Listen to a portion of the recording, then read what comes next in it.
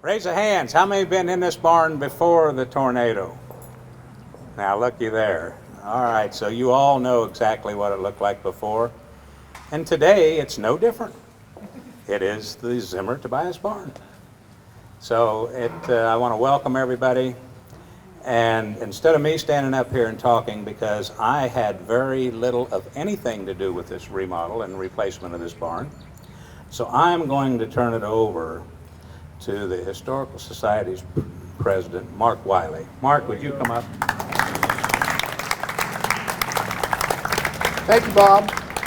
Welcome, everyone. It's a pleasure to see everyone out here tonight. It's been quite a project and a long time since the 3 years since the barn was destroyed in the tornadoes. I know there was a lot of concern on our side about being able to get it redeployed, but the project came together, and I have a lot of people who were involved in this who did just a fantastic job, starting with the city and the Parks Department. Kim Farrell was the key person on the Parks Department side. She led the charge on putting together the bid documents, the design, and managing the project as the barn got built out. So I would like to give her a hand if we could.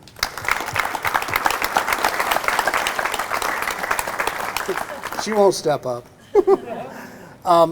In addition, I wanted to point out that McGill, Smith & PUNSHON was a design architecture firm on this project. We had a series of meetings with them, and they tried hard to meet the integrity of the old barn design.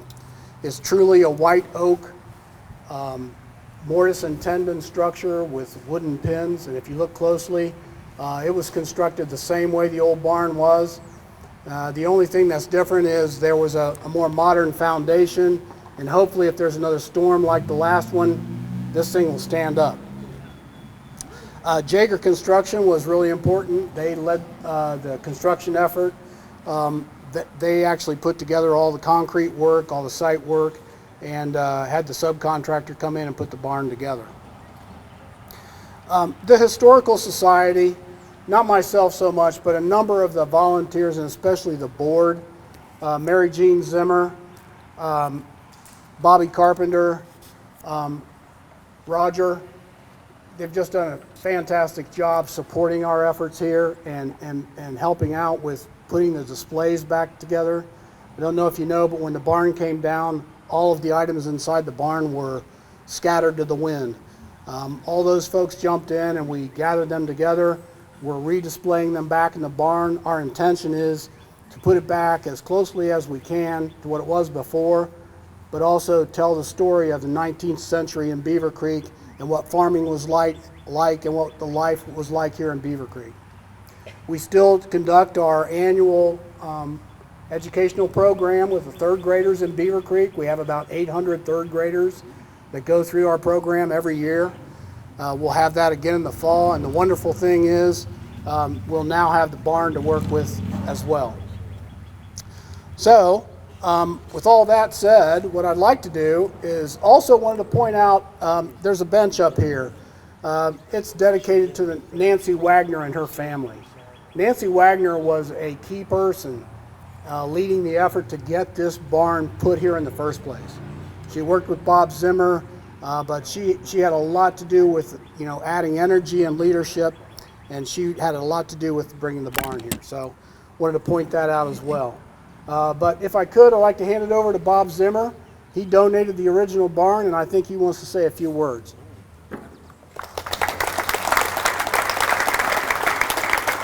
Well, can y'all hear me? Can you hear me now? This is a happy day for me because, at my age, I thought I wouldn't make it till it was built. But fortunately, I'm here, and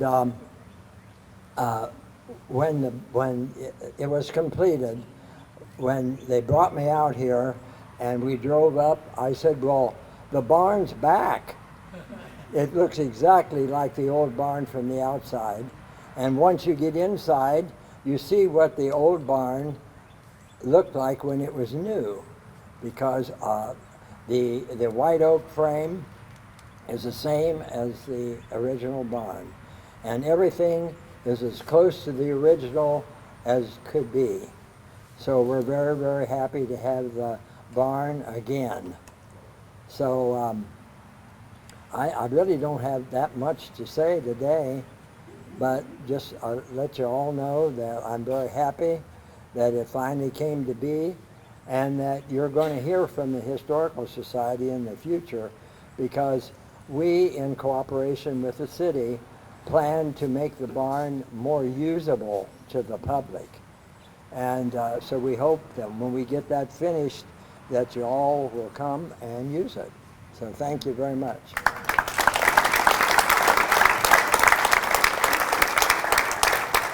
Thanks, Bob, and that is accurate. We intend to conduct a fundraising effort. We'd like to add restrooms and perhaps a kitchen to the barn facility so that it could be more usable in the future. I'd also like to have Gary KOOGLER come up and say a few words. His family, longtime residents of Beavercreek, and I think he has a few things he'd like to say too.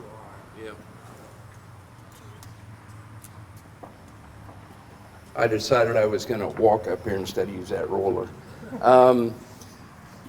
It's very humbling to, for Bob to give us a call and let us know about this and everything. I know there's a lot of relatives that are ancestors that are also here that are not being recognized. And just a real quick story. Back in late 1940s, my mom and dad and my brother and sister lived on the farm where this barn stood. And my sister Sandy's here.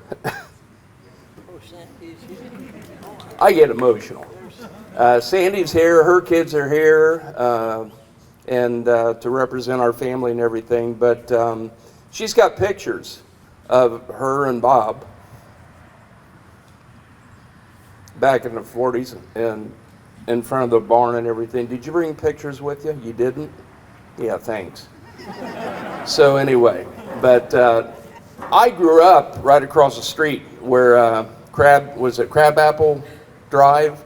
That used to be our lane. We had a crabapple tree up the lane. Dad and his siblings were born over here on Kemp Road in the S-turn. And our family dates back Beavercreek, late 17, early 1800s. So we had I'm not going to do all the greats, but Martin Van Buren KOOGLER married a Kinla Harner back in 1802, second wedding registered in Greene County. So we've been here a long time and really appreciate this, and thanks for coming out tonight.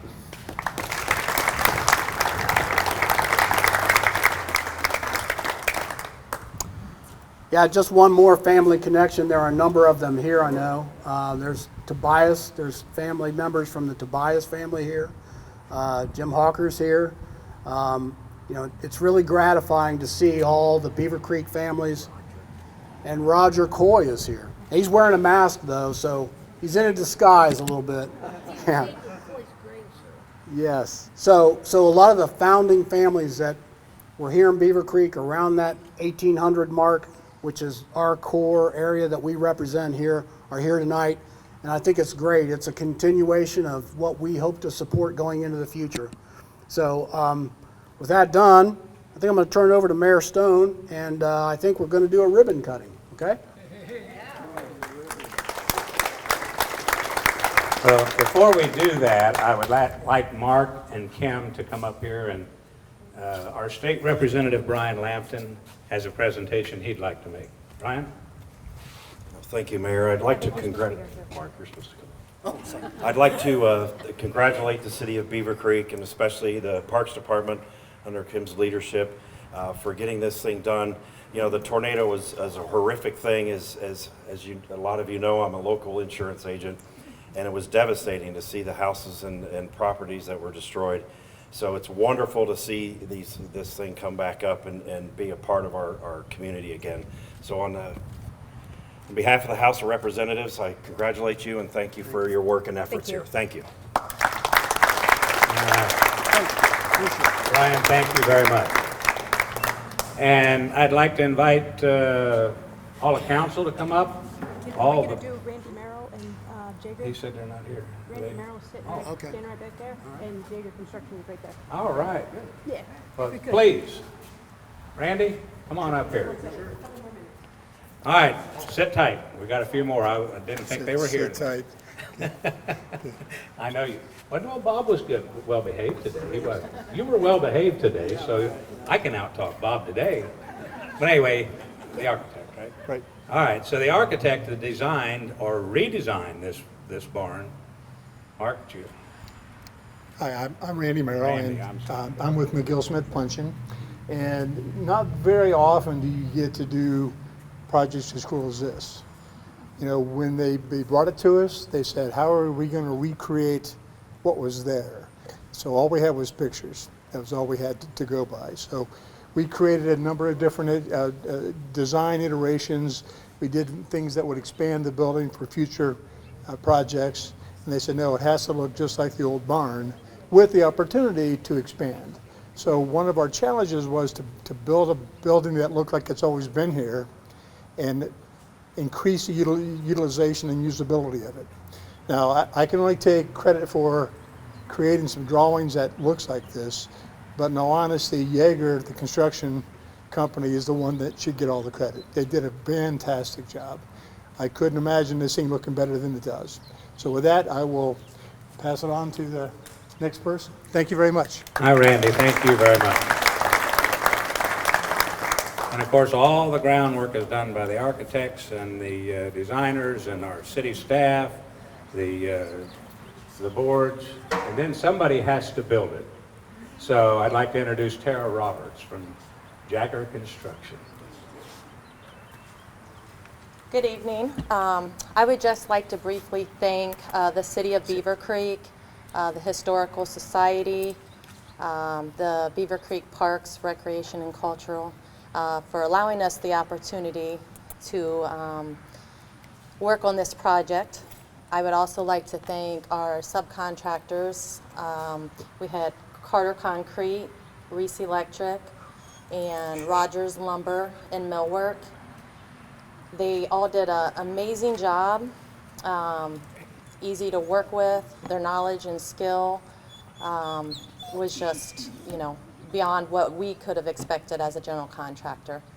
And we hope to be able to work with each and every one of them in the future. Jamie Seats is here with me, supporting JAGGER Construction. He was my main go-to guy throughout the project, and I would like for him to say a few words about maybe some more specifics. First, we want to thank you, Rogers Millwork and Lumber. We had a local that worked on this building, and John Masterson, he's back there. Marion headed the whole crew, and Michael was the main guy on the site. We are very lucky to be able to bring the past back to the future for you guys. And you talked about the third graders. Along this girt in the middle here, underneath the siding, all of the third graders that were in this class signed this outside of this building. So they'll be here in forever. A lot of the councilmen and other members of the community also signed pins that we drove into the building, to hold it together. Now you guys see this little puppy dog. She greeted every little third grader that come in, and she was tied right there for the most part and played with one of the neighbors back in the back, Zephyr. So we appreciate what you did for us by letting us come to your house and building your future from the past. Thank you.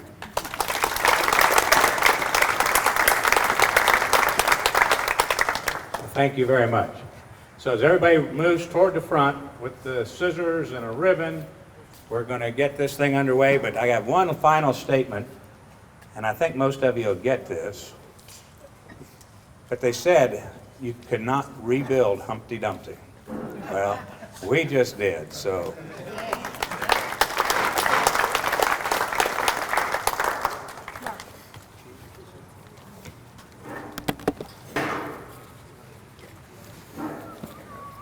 Mark, would you mind if I just walk that way? Sure. Oh, you know what? Nope, I tried. There, now it's okay.